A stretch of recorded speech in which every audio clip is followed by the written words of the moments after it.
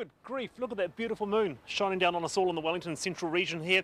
Well, tonight on the show we talk to 4 excellent candidates who want to become MPs in their electorate. We talk tax, we talk the economy, and we talk when life means life. Hi, I'm Wallace Chapman and welcome to Backbenchers, pub politics your style. Let's crack into it.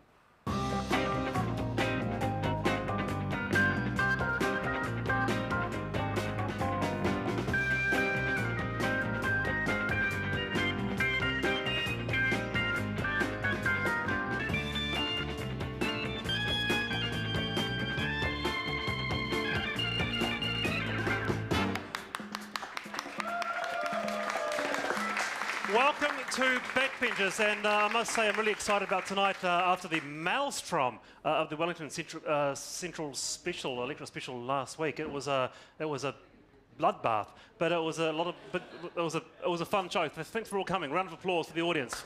Very, very good. Now, these candidates have never been MPs, and it's one of the things about this show is showing new faces, and it's a pleasure to welcome Kevin Haig, electorate for the West Coast Tasman District, Green Party. Welcome to the show. Hi, Wallace. Good to see you here. It's great to be here. Did you see the Vote For Me, Party Green up the back there? Absolutely. You know, supporters in full swing? It's best billboards by far. Oh, do you think so? Do you think so? Tell it, it is the second biggest electorate in the country, so how do you go about campaigning? It's not door knocking, is it? No, it's not. There's a lot of travel involved, and I guess there's some irony because I'm a Green Party candidate. But yes. It's a very fuel-efficient car. Like what? I was going to do it on my bike, but it's a Corolla, you know. Okay. No, we've been doing a whole lot of public meetings right around the electorate. It's up and down the West Coast, across to Golden Bay, through Motueka and Tasman, and been getting great receptions. Very, very good. Now, on the other end of the spectrum, not a very big electorate, but it's Auckland Central, my electorate, Nikki K National. Welcome to the show. How are you? Very good, very good. Judith, Tizard Country? I don't think so. Judith, Tizard Country? I don't think so. I think times are changing. Times are changing. Well, pretty good for us out there. Good to have you on the show. Thank you. Now, Hamish McDowell, Wanganui, Labour. Hello, welcome. Wallace. How are you? Who the hell? Go Hamish, 3 more years. I may not have the fancy billboards. Now, what is it, Michael Law's country? It's not Michael Law's country at all. No, it extends way beyond his reach. Yeah, okay. Yeah. Now, it's always brought up, but I've got to bring it up again. Sale of the Century, you won. Yes, that's right. Mastermind, you won. David Bowie was your big topic. That's right. Yeah. So, here, answer me this. David Bowie, okay, he's well known for having 2 different coloured eyes. Yes. Which one is green?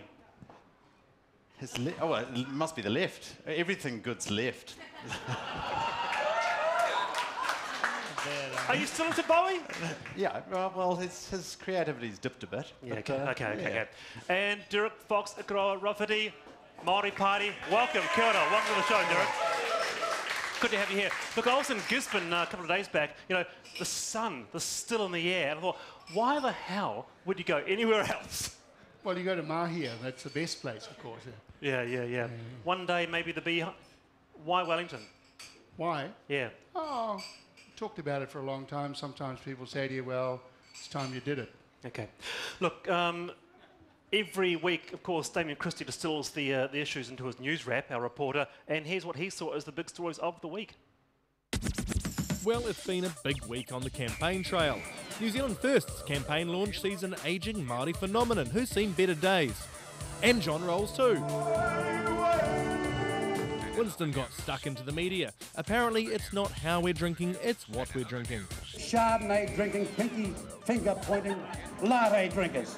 For the record, when he was on Backbenchers 2 weeks ago, Winston drank Sauvignon Blanc. So got that? Chardonnay, bad. Sauv Blanc, good. The Māori Party also launched their campaign, providing one exception to the usual rule that says dancing and politics should never mix. And the Greens got kick-started too, with a little help from a former nurse turned Westie. A new political poll on Sunday put the Nats well ahead of Labour. National is still the choice for more than half of voters, Labour sliding back into the early 30s. Which was followed up by actual policy, the long-awaited tax cut proposal. The country went lotto mad for a few days, with millions apparently immigrating to New Zealand just for the draw. And more than 15 million Kiwis are expected to buy a ticket for this week's big lotto draw. This guy promised not to blink until the jackpot had been won. I think it's good for our product that every now and then there's a large amount of money on offer. It gets people excited. Overseas, and O.J. Simpson is finally found guilty of something. Sarah Palin has a crack at Obama for hanging out with terrorists, but don't blame her. One of his earliest supporters is a man who, according to the New York Times, was a domestic terrorist. See, she's only quoting. The US bailout goes ahead but doesn't stop markets plummeting, while back home the government unveils a bleak outlook, prompting National to unveil the finer points of their economic policy. We will deliver a growth program. See? A growth program. That's got to be better than Labour's shrinkage policy. What were they thinking? The Nats are also talking tough on law and order, but Labour can also talk tough on crime. Burton will never be released, or released only when he comes out of there in a wheelchair or on crutches. Didn't Graham Burton go into prison in a wheelchair? And I can vouch for the fact that Winston Peters was on the lemon ice and waters all night a couple of weeks back. And it was good to see him here. By the way, too, good to see another doyen of broadcasting in the audience, Sean Plunkett, here tonight. Give him a hand. Good to see him here. Now, before we get into tax and the economy, I just want to go around the panel because, you know, this is kind of meet the candidate pub talk. Why do you want to be an MP, Kevin Haig? Well, for me, we're experiencing a financial crisis now, but that's matched by an environmental crisis and also a crisis in energy. And I'm not the kind of person who says someone should do something about that. But personally, you know. So for me, I can do something about that. I need to do it now. So that's my motivation. Okay, Nikki, why do you personally? Why do you want to be an MP? I mean, you've been a businesswoman overseas. You've travelled. Why an MP? Because I absolutely believe in New Zealand, and I absolutely believe I have the courage and heart and intellect to make a difference. Who coughed? Have you got something to say? Anton? Oh, no. Yeah. Hamish McDowell, what about you? I mean, you're an author, you're a lawyer, you won Sale of the Century with Steve Parr. Why do you want to be an MP? Because Who Wants to Be a Millionaire hasn't taken me yet. That's why. Forget the quiz, bro.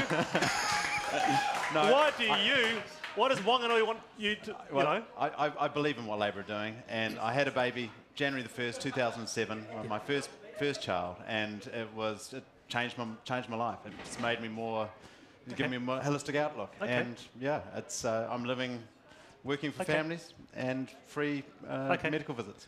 Derek Fox, what about you? I mean, you've had a stellar career in broadcasting, and Mana Magazine. What about you? Why are you crossing to the other side, I guess? Well, I guess I've spent a long time covering Parliament, talking to politicians, arguing with politicians, and sometimes you get to a stage where you say, well, I can probably have a go at that. And also, I've spent a lot of time sort of trying to progress Māori hopes and aspirations, and that's another place to do it, in Parliament. Okay, let's look at the tax cuts now. Economically, next year is going to be very, very tough. What have we got? We've got $496 million in the kitty, $600 million after that.